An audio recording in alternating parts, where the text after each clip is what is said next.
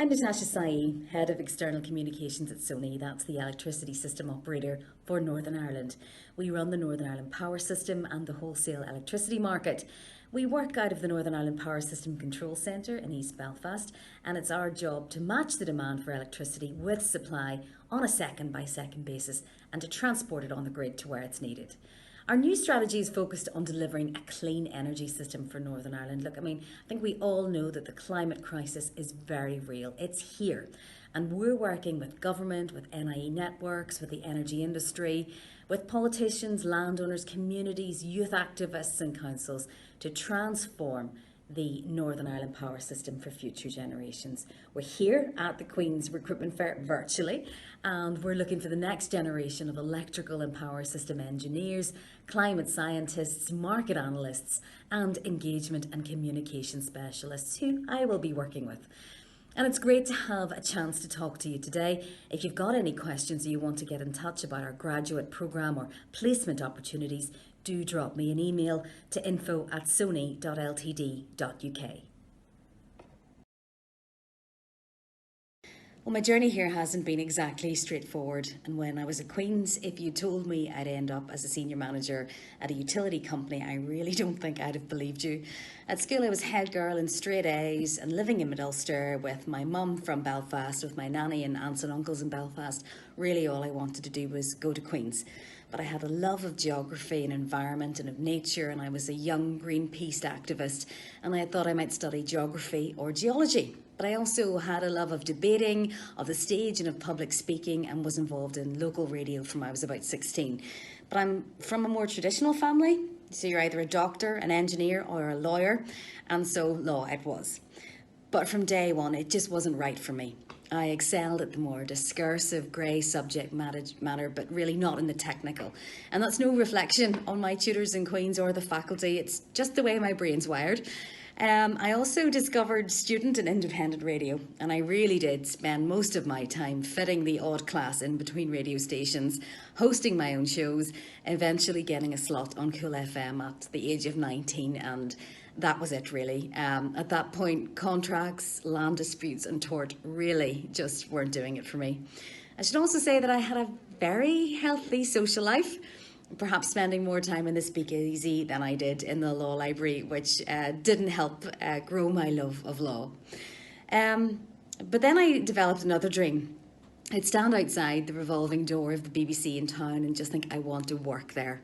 Radio was good. It wasn't enough. I wanted to be on TV and I wanted to move into reporting, using my investigative nature, my passion for public speaking and my love of current affairs to become a reporter. And that's what I did. I completed law.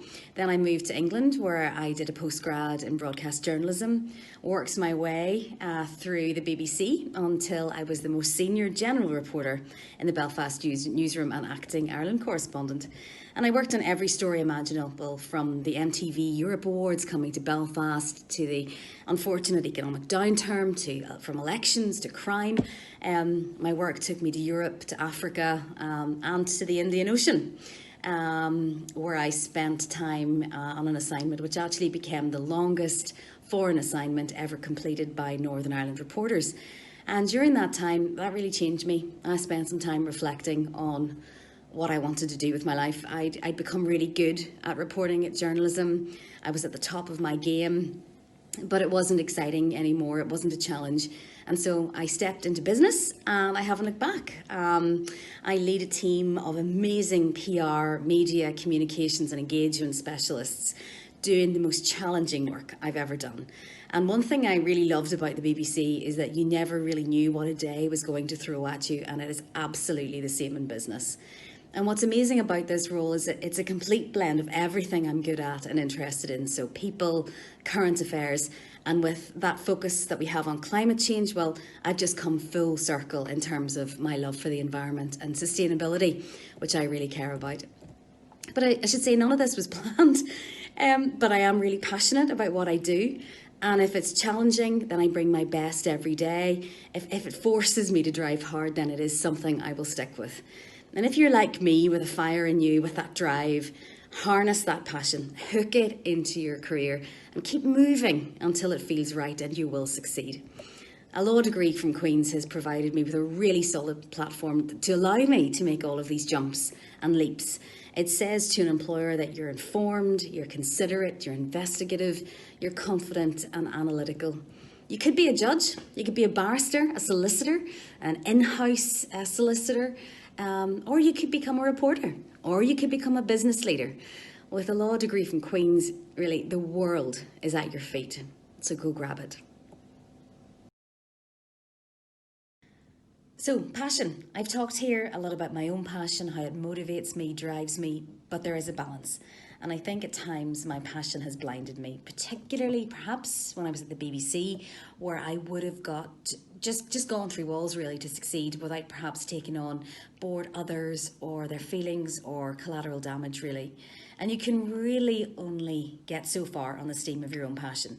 To be truly successful, and I mean this, you need to take that passion, use it to motivate others, collaborate with them, understand what makes them tick, and then think about how you can combine all that fire together to together achieve all that's possible. You know, people with passion are warriors. We're fierce, we're strong, but I've learned that that can be intimidating and that can lead to isolation. So don't do a solo run. Find your squad. Find your network, your battalion. You'll achieve so much more together and it will be a much better experience for you. If you're interviewing for a role, display your passion proudly and it will shine through, but make sure you back it up. And that means giving examples of how you've put your passion into play to go the extra mile, whether that's being top of your class in your subject, whether that's volunteering, coaching others, or taking on extra training. And try to keep a lid on your passion during an interview. What I found throughout my whole career, and it continues to this day, is that nerves and passion can be a really dangerous combination. So you can go one of two ways. You can appear arrogant and overconfident, or you can get jittery and you can end up waffling. So breathe, prepare again.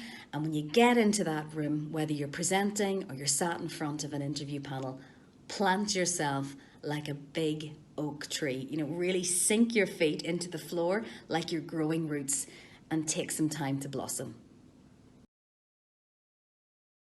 In terms of working through the pandemic, no one saw it coming, but business has had to pivot really quickly to mitigate its impact. And as a business leader, it's not just about keeping the business afloat, about meeting targets or sales. It's very much about working with your colleagues, looking after your friends or your alliances in your working world. And I'd really hoped by the time the Queen's Recruitment Fair was on that we'd be able to set up our Sony stand to meet you and understand your passions and dreams for your future career. But we're really pleased to be taking part virtually. And as I've said, if you want to know more about Sony or our graduate scheme, drop me an email to info@sony.ltd.uk and we'll make sure we put you in touch with the right person. And that's info@soni.ltd.uk, just to clear that up. I do feel a bit tired at this point. The last few months have been challenging, not just for our business, but for Northern Ireland PLC. But to get through this, we all need to dig deep, keep going. And let's face it, if Northern Irish people are anything, we are resilient. And I think this is a key skill for working through the pandemic and actually for work in the future for you guys. You have to have that grit and determination and drive to keep going. But you need to hold on to your vision and passion, not just to get through the other side, but also to do your best to ensure your business and your role is successful, to try to meet those targets and to keep the business afloat. On that, you need to be flexible and adaptable. Part of my role is overseeing our external engagement programs, and we've had to make changes really quickly to move on to digital and online platforms such as this in order to meet people like you and have those conversations. You need to be empathetic as well. What issues are your colleagues dealing with at home? How can you support them? You know, really, relationships are the absolute cornerstone of good business. Taking time to get to know those who you're working with. If someone doesn't sound right on the phone, you'll know that there's something wrong. Or if someone isn't on a video call but maybe isn't making as much of a contribution as they would normally, well, what's going on? You know, you need to find that out and try to help. That's really important. But it's also essential to look after yourself. To ensure that you get that me time that you need for that headspace. I really like to swim outdoors alone, just so I can have that little bit of downtime. We will absolutely get through this. It will be hard at times. So channel that passion that you have to keep focused on what's important and look after yourself and others. In terms of my final words, I just think you're so lucky. Enjoy and soak up every minute of your time at Queen's. Think about what you want to get out of it and do it your way. I've talked a lot about passion here. What I've said is it's a great thing to have. It's a warrior's trait, but create your battalion. Don't do it on your own. Network and make those friends for life. I mean, my best friends are my family. I met them at law school at Queen's. They're my unit. They're my power source. I just couldn't imagine life without them. So go get that. Go get it all. Take everything that this experience has to offer you. And on passion, it is an exceptional standout quality, but it is like magic and you have to challenge it and control it and make it work for you. So look, every good wish on your journey at Queen's, and I look forward to maybe hearing from some of you. Take care.